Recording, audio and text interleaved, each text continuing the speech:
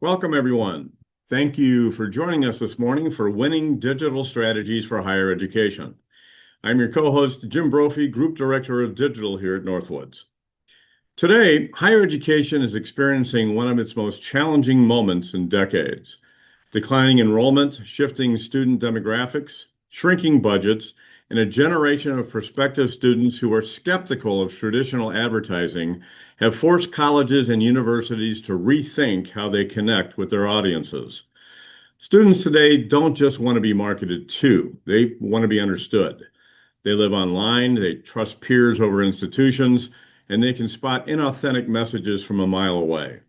For marketing teams expected to do more with less, the pressure to find strategies that actually work has never been greater. From influencer partnerships and user-generated content to short-form video, AI, personalization, and multi-channel storytelling, our panel this morning will unpack the digital marketing trends reshaping higher ed, giving you practical tools and real-world examples you need to boost enrollment, build brand trust, and reach the right students where they already are. So let's get started. Joining me on our panel this morning will be our UX research lead, Caitlin Gerke, and our SEO and content lead, Alex Boston. Caitlin leads the Northwoods UX research and strategy teams and genuinely enjoys helping clients, professionals, and students better understand the value of a data-backed marketing approach. She's a skilled marketing strategist, certified in Google Analytics, and she has shared her extensive knowledge as a past adjunct instructor in information science and technology at UW-Milwaukee. Alex blends his academic background in creative writing with rigorous data analysis to conceptualize, create, and assess digital content for Northwoods clients. He applies more than 10 years of digital marketing experience, most of which was spent as lead content strategist at the University of Iowa, to his work in content strategy, search engine optimization, accessibility, and user experience research. So we are in good hands this morning. There are so many strategies to consider. So I asked our experts to compile a few of the most impactful based on their experience. So this morning we will cover: how do you create messaging that resonates? How do you maximize the value of the content you're already producing? What role can student influencers and authentic voices play in telling your story? From personalization strategies to the power of video to picking the right messaging channels and knowing where to invest your time, let's unpack practical winning digital strategies to connect with today's learners and position your institution for long-term success. So with that, let's begin our session with our first topic. Our first topic is what messaging and content resonates with today's students. So Alex, I'm going to go ahead and turn it over to you. All right. Thank you very much, Jim. So my name is Alex Boston. As Jim introduced, I have a lot of experience in higher ed and have spent some time leading content strategy for the University of Iowa. So some of this is going to be informed by that experience, and I'm actually going to include some examples in responding to this for kind of how you can practically apply this based on my experience there. Because it's an institution that I think has, found really interesting ways of navigating these things and is proving successful as a result. One of the most common questions we get from higher ed institutions is just generally, there's so much noise out there and there's so much kind of competition at the moment, especially with the enrollment crisis and the dwindling population of available students. How is it possible to stand out in such a noisy environment? And a lot of that comes down to messaging that meets students where they are and that understands what it is they're looking for and what's going to pull their attention. And I think there's a couple different ways that we can do that in messaging alone, but also it can't just be something that you say. It has to be something that you actually live out as an institution, where it's a very values-focused generation at the moment, very focused on people and institutions in particular that demonstrate the values that they speak to and actually live up to and earn some of the things that they're saying that they care about. And so more than just putting out messaging that says that we are this kind of institution, this is what we are about, we also need to be prepared to back that up with action. And so whether you're creating something aspirational as a messaging framework and as a way you're going to be speaking to students, or you're going to be trying to honestly reflect what you actually have available to you, just making sure that you can demonstrate what it is you're saying. And because it's a very, not only, very values focused, but also very focused on authenticity and truth and wanting to see things that aren't just very vocal and obvious advertisements that they're trying to be sold to and persuaded is something they're very sensitive to because they're bombarded with messages all the time. The other thing we can do is we can focus, instead of focusing on institutional prestige, which is what university messaging often prioritizes, talking about how great we are as an institution, or just how many rankings we have, or how many incredible things we do or offer, or what are the key features that make us great. Bring that back instead to what does that mean for you in messaging as a student who's engaging with us.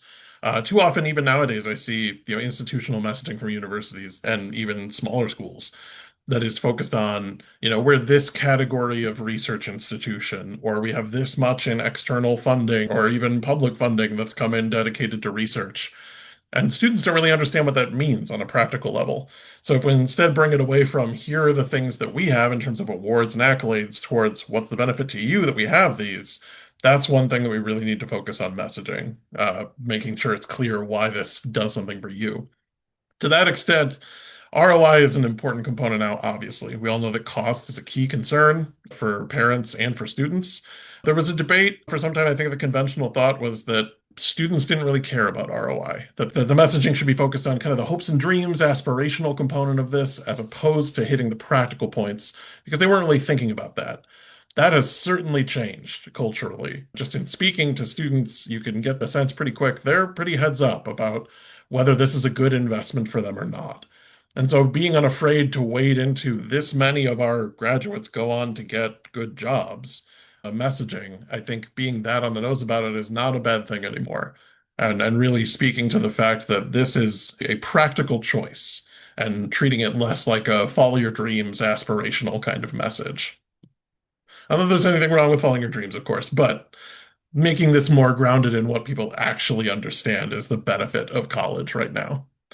The other thing you can do, and this is really tricky for a lot of schools, and we'll talk through this a little bit more in depth, but the finding a way to differentiate yourself, making yourself, very clearly different from other institutions in your space, or that it may be peer institutions that you're, seeking the same students as. That's something that you can really focus on and should be a key element of any sort of brand exercise if you're, re-looking at kind of how you frame yourself. I think that's really difficult for institutions because you can feel like you're offering the same things, but there are always different forms that differentiators can take. So that's something that we can talk through. But it's a tricky process for sure. The other thing too, and this is as much a UX and web UX thing as it is a sort of messaging and guiding thing, that it's about providing the right information at the right time and providing a clear path for students and prospective students to do what you want them to do.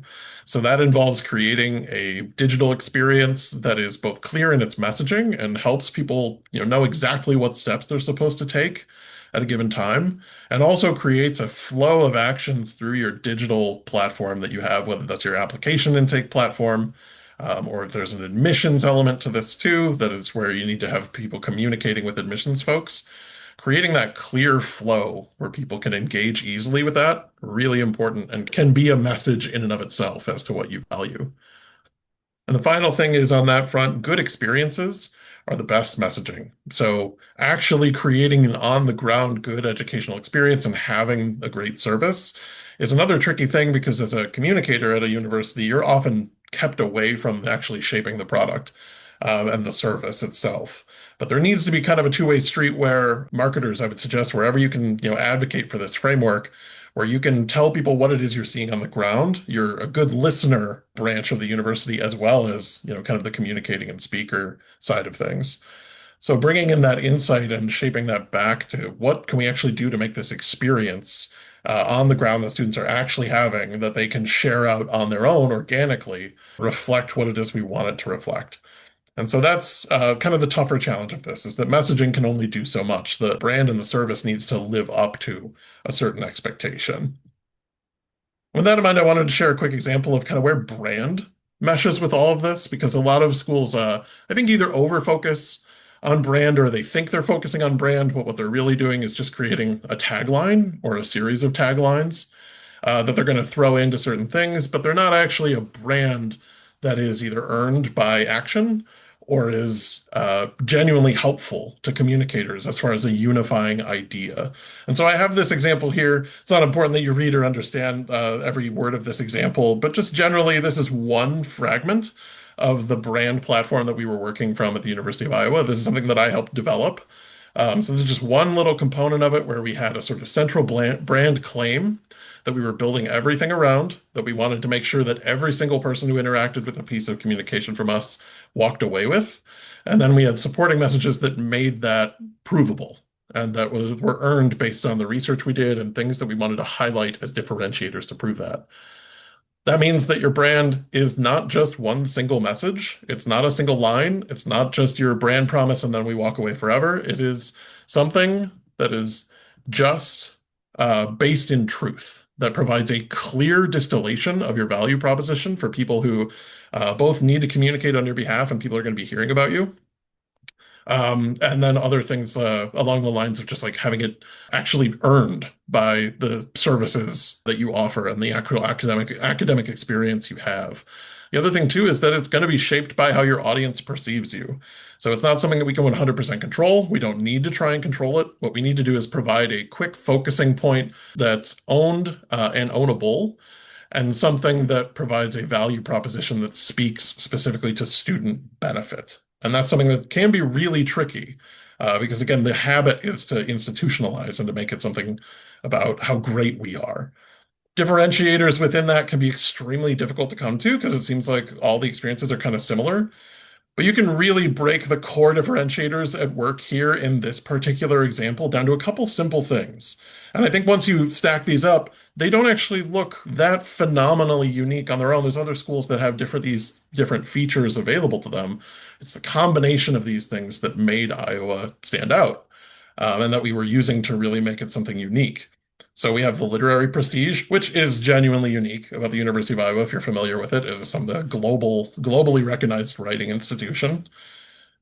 There's a large emphasis on interdisciplinary programs. That's becoming more of a thing across the board. But it's the combination of that, this great literary prestige, and the fact that we had an academic medical hospital that makes it a unique institution. That sort of liberal arts experience, basically, was something that we were really trying to hit hard on. And the key was that was setting up a lot of different interesting programs, unique elements. And we saw these on campus where there were people working together across disciplines and they had little difficulty doing that. And also students were free to create their own unique academic path forward. And that was something that we wanted to emphasize as well. But all within the guise of all of this interdisciplinary thinking, all of this excellence in literary forms permeates into other educational experiences that we offer. So everything came back to becoming this writing university and making it something that everyone had some connection to academically. And this was ownable within what we had at the institution. And so this was a kind of unique element that we really wanted to emphasize. The other element here was a true college town experience. That is so vague and general that it's like we just wanted to throw this in because we thought that within everything else, we could own this. Now, Iowa City is genuinely cool. It's a really cool place to learn. It's a true town and gown experience, and the stuff is melded together really well.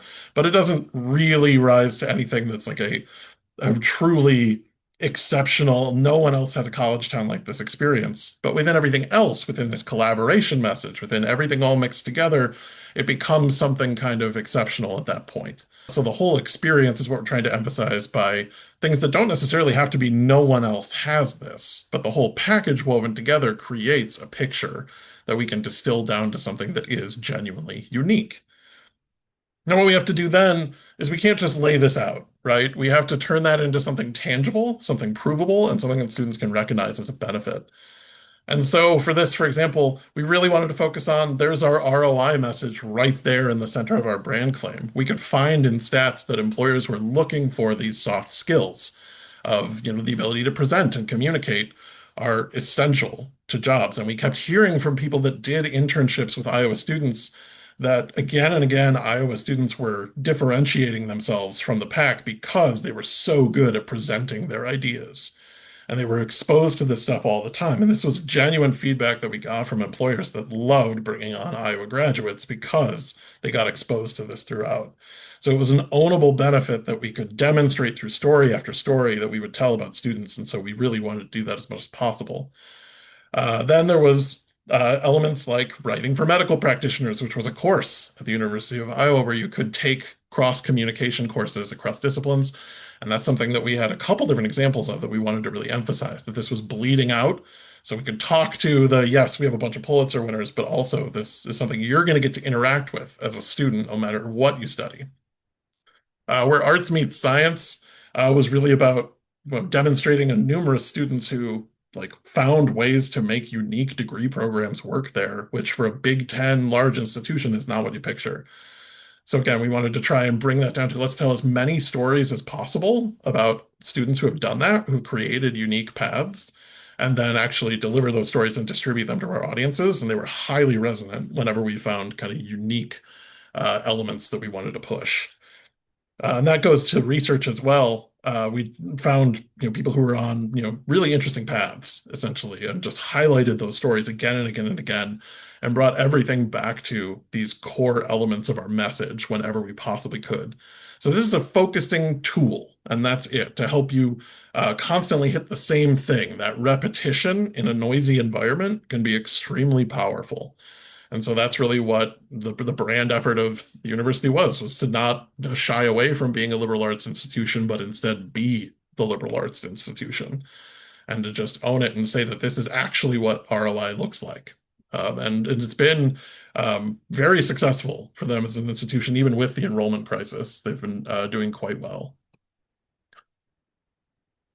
And so moving out of that, that's going to mean that you produce a lot of different content.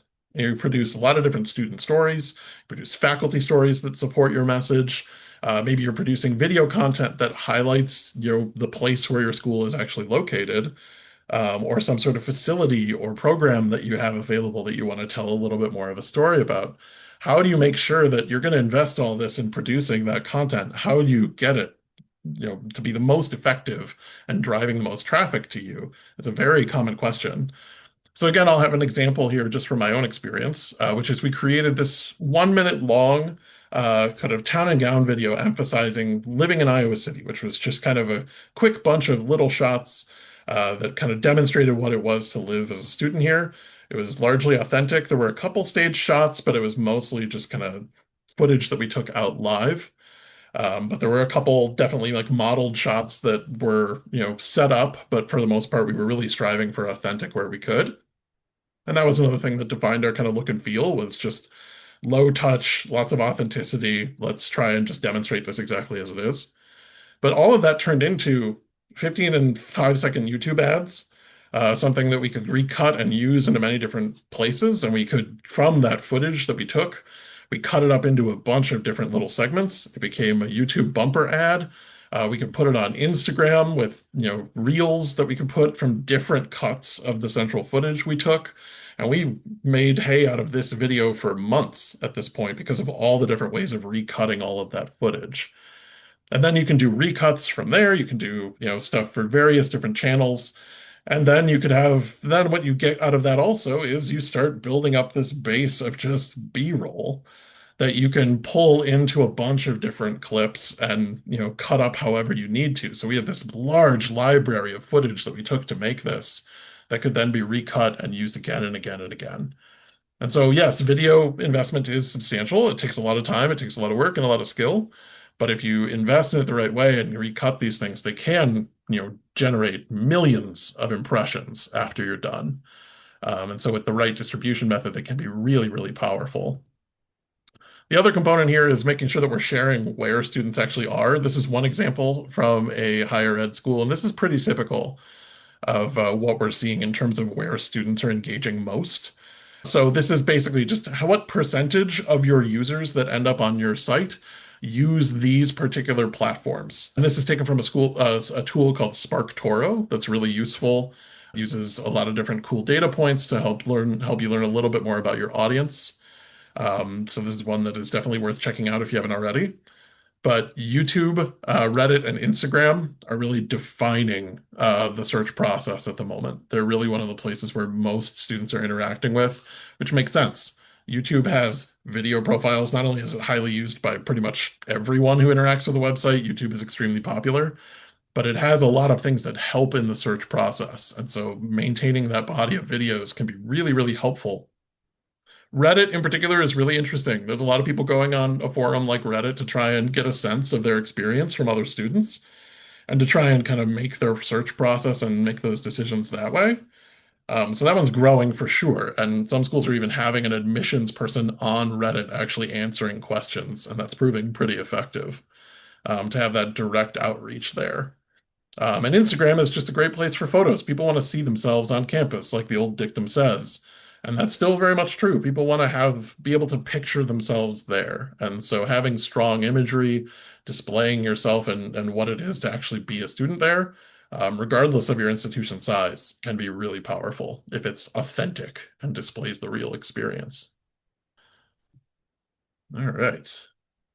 So that's what we have on how to get the most out of content. Another form of content that you can be trying to interact with is actually getting student influencers to help tell the university stories and help support the mission of the university as a whole and reach out to people and be honest advocates. And that's really the key is honest. Student influencers can be great to tell stories across campus. But the key is that we want them to be real and authentic portrayals of the student experience. Too often, it's very easy to move into something that feels a bit too promotional without acknowledging that the student is being either supported by or at least communicated with the university to try and help, leverage what they were trying to set up as a post or as content that they wanted the influencer to work within. So it's good to acknowledge that you've approached an influencer and that they're doing this with the help of the institution and being upfront with the fact that this is a relationship that they have with you. It's tempting to want to make that subtle and make it look like it's just, this organic relationship that sprung up naturally that this person is completely talking about us. But that's something that can really backfire in a lot of ways. Transparency there is really expected. And so authenticity is very important when it comes to student influencers. And that's something where they can make that known in their post. The other thing that's really scary when it comes to influencers is content control. How much control do you really want to exercise when it comes to what the influencer can say? And that's something where there has to be an element of mediation, just because you can't be sure, but you also can't like stop them from posting something. So understanding that like they're free to say what they want. The only time you really can mediate is if there's something where people are sharing a lot of media that is going to be displayed later. Like if you ask a question and say, share this, your favorite examples of this, and you're going to pull it into a piece of media down the line, then obviously you can curate. But if it's just someone's social media account, you kind of have to let them do their thing and just accept that, hey, they're talking about us, there's name recognition happening, they're distributing to our audiences. That's fine. And just whatever they say goes. The cool thing is, though, you can do what you can to set up the most positive experience for them possible. So you can, kind of provide them with tools to have a good experience, and that's okay. And as long as they share that publicly that you've done that, it's completely fine. And I think it can be something that's really powerful to just have someone having an organic experience that maybe you helped them create, but they're having the experience they have, and students want to see that. But otherwise, like reaching out to them and beginning just kind of an easy, low-key relationship where you're not enforcing too much in terms of content can be really powerful. And that's a balance that every institution has to strike on their own, but they're a really powerful tool if used effectively. The next thing we're going to be talking about is personalization here and just how we go about finding experiences for each individual student that comes in and has to engage at different points in the process. And with that, I will go ahead and switch over to Caitlin here for some ideas on how we go about doing that. Yeah, thank you, Alex. So we're gonna be talking about personalization next. Good to see that some of you have been dealing with personalization for a long time, and others are kind of getting into personalization. For those who might not be aware, personalization is the idea of taking content on your site, and having that content change based on the person who's coming to the site and what you know about them.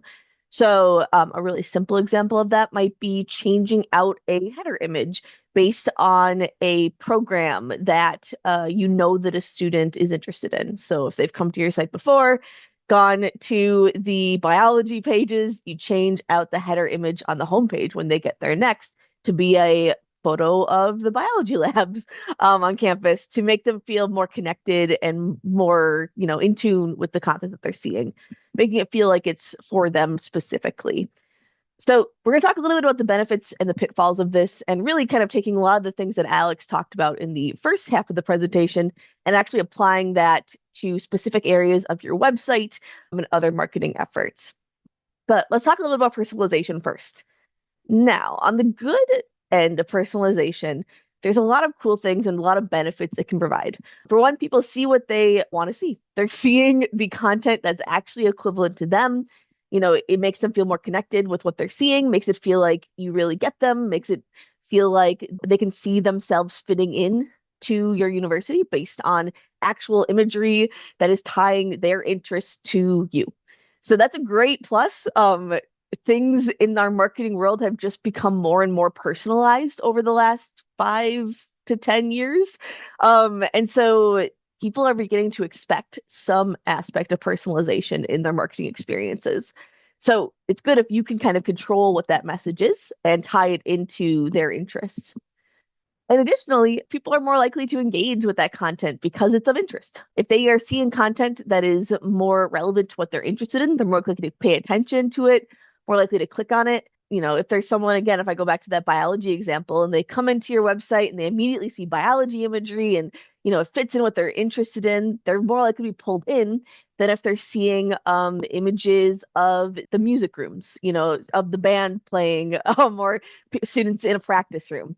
That's going to relate to someone in a very different audience and might draw them in instead. So just a way to keep them more engaged, because as we'll talk about in a little bit, users have a lot of things they're paying attention to, and the more you can draw their attention to you, the better off you're going to be. The other nice thing about it is once you have the content developed, which is a big once, and we'll talk about that next, it can be really straightforward to set it up and get it out to the audience. Once you decide what it is you're going to personalize based on, and you have the photography, the videos, the text, you have the heading text written that targets different audiences and things like that. Once you've got that content, you can apply it off of many different places. And it's pretty easy to set up those rules depending on your content management system, of course. But usually the rules and how that's set up is actually pretty simple. It's pretty easy to say, hey, if someone is interested in this, put this image here and so forth. So really not overall too complicated to get the benefits of that. Again, once you've got the strategy in place and the content for it made. The downsides of this. For worst thing, as I've said, it's become a lot more popular. So because everyone is doing it, it's sort of now the expectation to have some sort of personalization, which means more pressure. They're not just, your site isn't just the fancy news site who's doing personalization. They've never seen that before. Everyone is not, I shouldn't say everyone, but a lot of people are now dabbling in personalization in different ways. So there's more pressure. There's more other, universities drawing their attention just like you are. And so you have to make sure that it's done well and done in a way that's engaging to them. Because if you're not, someone else they're looking at is. And so, there's a bit more of a competition aspect to it in that way. It's also in some ways limiting. It sort of creates that echo chamber of paying only attention to what that student knows they're interested in versus getting a broader look at things. Maybe they come in interested in biology, but they don't even quite realize that the music programs are out there and they've always had a passion to be a musician and they don't even think about that. College is a stage of transition and it's a stage of kind of, in a way, figuring out who you are.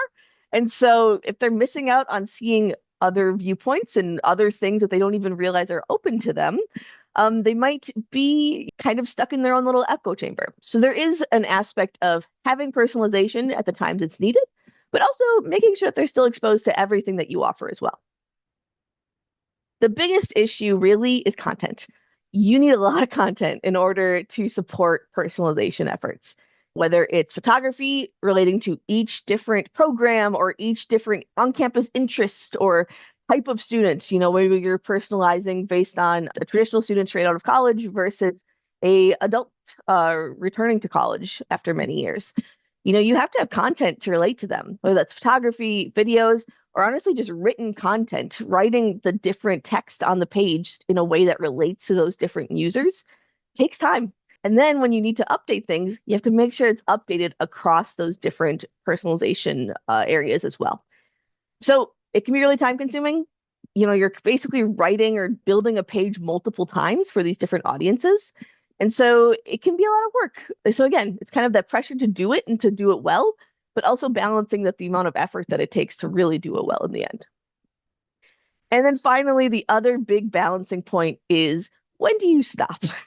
Obviously, there are so many different things you can personalize on. We talked about a bunch of them already, whether it's program, age, whether it's different needs they have, different interests on campus they have. But when does it go from interesting and engaging to a little bit creepy? There's a balancing point there. And kind of learning the points of, I can personalize this to a point, and then maybe let the rest of it just kind of be out there and let them find it on their own is all part of that strategy and your overall messaging and how you're branding your university. So a good example of that that I've seen in the past is I've worked with a university in the past who had some very unique programs. They're very big in aeronautics, and that was something that was unique to them. So they made sure that students who had come to their site and showed any sort of sign that they were interested in that program saw images and saw text about that throughout the site, because they wanted those students to realize that that was a really cool opportunity and why they were unique from the couple other places that were also doing that, that were their kind of main competition in driving students. Another thing I've seen is, especially in the last few years with the enrollment crisis, the want to target more adult students coming back to college after a few years and the needs that they have. So the needs of, balancing education with a job and with a family at home, and balancing more of the personalization based on them as individuals. And that was part of their overall strategy that they had built up there. So for them, they were doing a lot more personalization based on traditional versus adult degree students and how they could balance it that way. So again, it's just a balancing act. It really comes down to your overall strategy in the end and how you can best meet those needs and meet those kind of marketing goals that you have without going a little bit too far. And some of that might just come down to kind of testing and seeing what works and what doesn't at the end of the day. Another way you can take all of this great messaging and apply it to your website and to, your social media and other areas is video. Video has obviously been a huge part of sites and of, different marketing strategies for a long time now. Alex talked about a great example with the University of Iowa. But let's expand that a little bit more to talk about all of the different ways that video can be useful in terms of your website and its growth. The biggest reason to pay attention to video is that it just grabs people. Video can increase dwell time, so the amount of time that somebody stays on a page, by 1.4 times what the normal is or what it was previously. It just grabs people. People get drawn to video. It is engaging to them. And so it keeps them on the site longer than if there wasn't that video there in the first place. Really, it all comes down to, and Alex touched on this as well, is authenticity. You want to make sure that you are representing who you are as a university through these videos and not kind of skewing things or seeming inauthentic. Because users today are so used to seeing through the lies. Today's students have been marketed at way more online than, any of us millennial and older who have been doing this for a while. They're used to kind of having that little meter go off and say, I don't really believe what you're telling me. I don't think this is real. So it's so important when you're building video to include real people, include real stories, make it as unscripted as possible. Obviously, there's going to be times when a scripted video will make more sense, but we'll get into that in a little bit. And to really put that transparency, you want to have this video be like a little viewpoint into who you are as a university, and build that through this video production. I think a great way, and again, Alex touched on this a bit, is the idea of building it into your admissions and student life. It's a great way to show students what it is like to be a student at your university. really show them real life students doing both educational things as well as fun things, showing them what it's like to be a student on campus. The video, again, it's super engaging and it can really allow them to see themselves in those students and allow them to kind of get a look of what it would be like to be a student on campus. And this is, again, where that completely transparent and also unscripted nature can often be the most useful, allowing them to actually see what is clearly candid videos of what's going on rather than, something that's scripted or more formal. The other way of doing video, other than sort of the little clip shots that you can put on your site as a little montage, is actually planning out a strategy around how to build video from students and from faculty that relates to their experience specifically. So this is one example I wanted to show here. I believe this is from the University of Chicago, if I remember correctly, but they feature some of their faculty, in this case in the legal department and the law team, and they're doing little 3-minute legal talks. So in this case, it's a great way to show how the expertise of your faculty actually can apply to the students who are getting there. It gives just a little brief look at someone considering attending your university, an idea of who they'd be learning from, shows their expertise, kind of draws them in to the experience of actually being a student and learning from those professors. So thinking about if there are opportunities to create little series of videos like this that can feature the expertise of your faculty in a really accessible way and easily understandable way can be really powerful. The biggest thing with these is, one, to keep them short. In this case, 3-minute legal talks is about the max I would go, because after that you start to lose attention. And also making sure that it is engaging, making sure that it's not just sort of a PowerPoint slide part of a lecture, but is really a faculty member sitting down and just talking to students, explaining something in their team or explaining something in their department or something like that, making it really accessible. The other side of things is to do little shout outs to some of the students and their particular experiences. For example, this is from the University of Milwaukee, showing little snapshots of students and their experiences within their department and within their program, showing them both, in this case, with an education major, showing them at their student teaching for freshwater sciences, showing him working in some of the labs and actually, hands-on engaging, showing them in their program, but also allowing them to talk, allowing them to share their story in their own words. Again, this is where that non-scripted becomes really important, because you want them to just feel like they can just talk and make it feel like the person they're talking to is just having a conversation about their experience. Again, a great way to kind of see through the kind of marketing side of things and allow students to feel like they're directly connecting to someone who's in an experience that they would like to have in the future. The cons of video, obviously there's a lot of pros, but there's a few things to keep in mind. One, it can be distracting depending on where you have it on the page. Make sure that is something that it is kind of useful in that moment and not taking away from the other content on the page. I thought this video was a good example of this not being distracting or being used correctly, where this is at UPenn and it's talking about life at Penn and take a stroll down Locust Walk and chat with people. And it allows you to kind of see what that experience would be like through a quick little video on the page. Again, just a nice way of building that into the content and instead of allowing the video to compete with the other content on the page. Other things are kind of technical side of things. It's not always mobile friendly. You have to make sure that when you build that into your site, build it into your CMS, you think about the mobile experience. A lot of times that can mean things like, if it's a longer video, actually hosting it on YouTube and then just embedding that into your site so that it doesn't slow down the page, or just making sure that the video is optimized to be run on your site in a way that won't slow down both your desktop and your mobile experience. Also, keeping in mind sizing and things like that. Obviously, a horizontal video on a phone is going to be much smaller than it would look on a desktop. So keep that in mind as well. It can also be difficult to update. Obviously, videos take a lot of time and effort and sometimes money to create. And if you are constantly trying to keep it updated with students who are currently enrolled at the university, you're going to have about a 4-year turnaround of when suddenly those students are a bit out of date. So it's either coming to terms with the fact that, there's going to be times when maybe it might not be exactly the students who are there at that moment, or thinking about a plan to keep the video updated in the long run. And then accessibility. There's a lot of rules on websites around how videos need to work from an accessibility perspective. Things like making sure you have a pause button. If there is text, making sure you have transcripts available or captions on the screen. So all of that are things to keep in mind if you are going to invest some time in video, is also take the time to make sure it's accessible for all users coming to your site, regardless of ability. Some last little tips here, keep them short. I already talked about that a little bit, but 1 to 3 minutes max, even shorter if you're going to be clipping it and sharing it to social platforms. Just think about the attention span of users coming to your site. They want to learn about things quickly. So make sure you keep them pretty short. Tell stories. Don't just state stats. You can do that in text. You can put a big percentage on the screen and put some nice design around it to draw their attention in text. Use videos for what they can be really useful for, which is telling stories, showing experiences that you can't show just through text.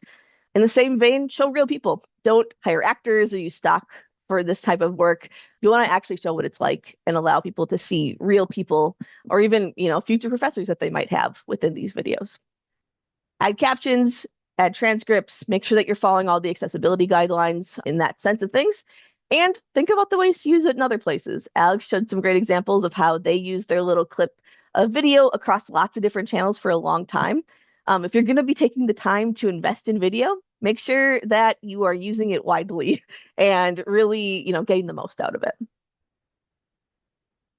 All right, our last question here. With so many digital strategies available, how do you actually know where to invest your time? We've talked about a lot of different ways that you can, focus in on the different things that could be used to relate to potential students, but you can't do everything at the end of the day. So how do you know what is the most valuable for you to use without going out, trying it, seeing if it works, and coming back? So obviously, we're faced with so many different ways to engage, from all the different social media platforms to your website, to events, to offline marketing like mailers and billboards, to things even like radio broadcasts or Spotify ads and things like that, as well as balancing that with the needs of internal audiences who are always asking for focus in different areas, and trying to balance all of those needs into something that makes the most use of your time to better serve the university as a whole. The reality that you're kind of fighting up against is that users spend on average less than 1 minute on a single web page. Most sites that I see, people spend about, I would say, 30 to 45 seconds per page on average, sometimes even less if there isn't a lot of content on a page. So you don't have a lot of time to really get them in and have them pay attention to what it is you're sharing with them. In addition, users decide between 1 to 3 seconds if they're going to stop or keep scrolling. So again, you've got just a little bit of time to grab them in, keep them engaged before they either keep scrolling down your page or even bounce off your site. What I always recommend to people is go back to your goals. Now, these are some broad goals, right? To reach prospective students, obviously, to increase enrollment, kind of the big goals that most people have. To tell your story, to provide resources to current students, to increase donations if you have a foundation arm. All things that are pretty common goals for websites in the higher ed space. What I would even do is take this even deeper. If you're trying to reach prospective students, what kind of prospective students? Are there certain programs that you want to highlight, certain types of students that you think you need to reach out to because either you've got great resources for them or they're just, kind of in your marketing goals for that time? Increase enrollment. Again, do you have any specific messaging that you want to get out there? Telling your story. Alex did a great example of how to break that down from a branding perspective of the different ways that you can break that down and different types of messages you might want to get out there. Start with these kind of higher thought goals, but then really narrow it down to exactly what you want to have happen on your website and through your marketing. And, the more specific goals that you have at that moment. It may change over time, but definitely with a starting place, get as specific as you can so you really have it narrowed down to who you want to reach right now. The more specific you can be, the more easy it's going to be to really decide how to reach out to that audience. The next step is to tie those goals to those tactics. So for example, if you're trying to reach prospective students, if we're talking about traditional students here, you're probably going to be looking at things like TikTok or Instagram, the platforms that they're most often using. You might even look at using, open houses, which we all do, to reach out to those students at their high schools or near their high schools. But you're probably not going to look at something like LinkedIn, which is looking at a more professional audience. That might be better for those adult degree students that you're trying to target who maybe are in the workforce but need some additional training or additional degrees to grow in their field, or even to change fields. That might be something that you would target with that audience, but wouldn't be that useful for a traditional student audience. The other thing to keep in mind is the messaging you have on each platform will probably need to change based on how that platform is used. I took an example from Harvard here. They've got a great example here from LinkedIn where they are showing their more professional side of their content. They're, sharing the achievements that students had, that they shared it at a conference, keeping it more professional and highlighting really what the students did in terms of their programs and what they created as part of their education. Where on Instagram, while they might share some of these more professional messaging, they're really highlighting more of the people. They're highlighting more of that experience of being on campus, the kind of fun thing of people having ice cream and engaging with different causes. They're looking for more of that personal experience that relates more with what their students are sharing on that platform as well. So keeping in mind that not every message that you have is going to relate to each audience, and making sure that you kind of target things or shift your messaging or shift even your content altogether to best fit the platform you're sharing on. Really, social media in particular is not a sort of one size fits all, post it everywhere and be done. You got to really think about, how to best spend your time on each platform to make sure that you're getting the most out of the content that you're posting. And with that, I'll pass it over to Jim to wrap us up. Thank you so much, Alex and Caitlin. So, why do these strategies matter? And I think really in summary, adopting smart digital strategies helps higher ed institutions cut through the noise and reach all the students where they are, right? From authentic voices and storytelling and to personalization and video, all these approaches you guys talked about build trust, boost engagement, make content work harder and smarter. And also by knowing where to invest your time and resources, institutions can maximize the impact, strengthen that recruitment, which is so vitally important, and create meaningful connections that last well beyond enrollment. So thank you again very much for those insights. Let's go ahead and move on to the Q&A. And we do have a couple of questions that were submitted directly to me. The first one, I wish I had a nickel for every time I've heard this in the last 6 months. How does AI work in these strategies? Go first. So in terms of video and personalization, again, a lot of that really comes down to authenticity. So AI is not going to be as useful to you in actually creating that content because you are showing your authentic selves in that sense. It can be useful in editing content, cleaning up things, maybe even help in compiling videos that you've taken together. But when it comes to actually creating content, really it comes down to focusing on who you are and really showing yourself authentically at the end of the day. Yeah, and I think AI's use is limited in other fields as well. I think there's some usefulness to it when you're scaling up in terms of content and you need to produce a lot of content at scale. But usually higher ed, you want to maintain a sort of personal touch. And it's not going to have the close connection to a lot of the data that you're going to have at your fingertips unless you're really investing in teaching an LLM from scratch to know your particular data ecosystem and stuff like that, which can take a lot of time to build out and get accurate.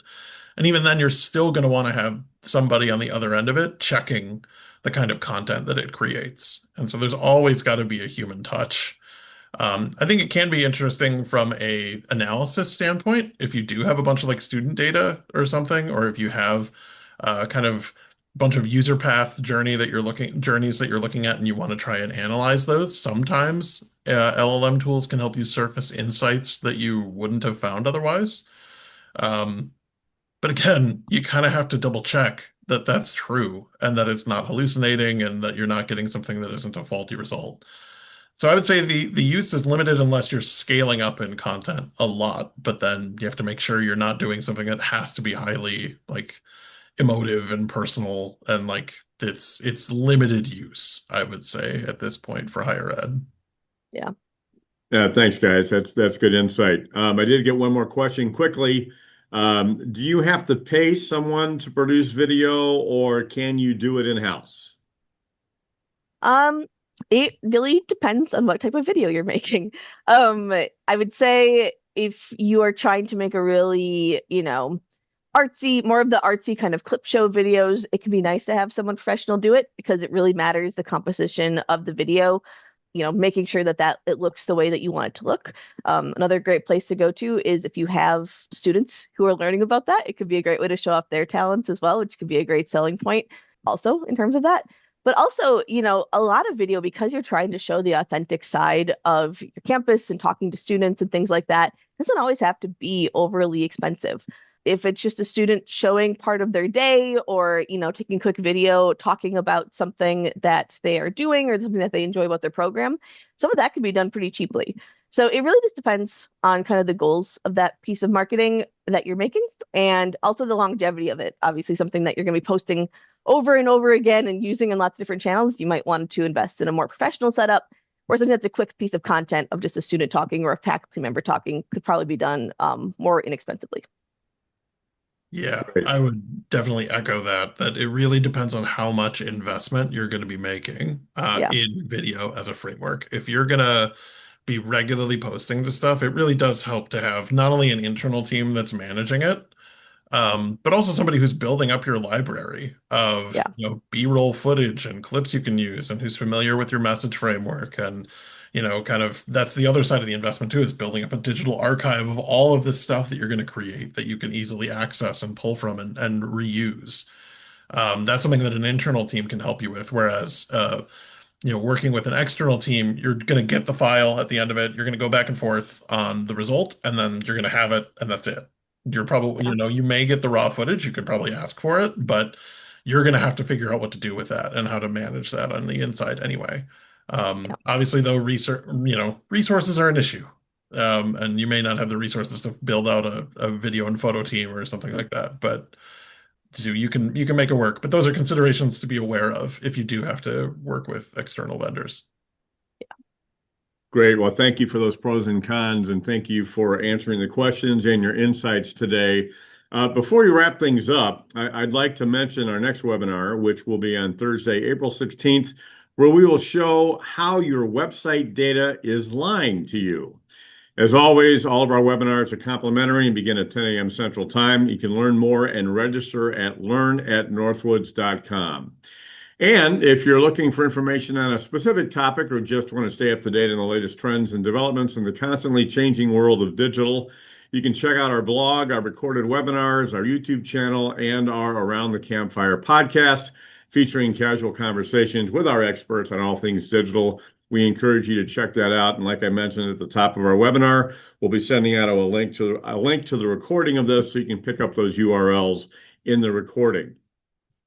And lastly, if you'd like to learn more about Northwoods and the many services we offer, from website design and development to website accessibility and digital marketing to digital advertising and marketing strategy, please visit us at nwsdigital.com to explore our services details, read our client stories, and much, much more. So that concludes our webinar. I'd like to thank Caitlin and Alex and each of you for joining us this morning. We look forward to seeing you again at our next webinar. And until then, have a great day and a great rest of your week. Thank you so much.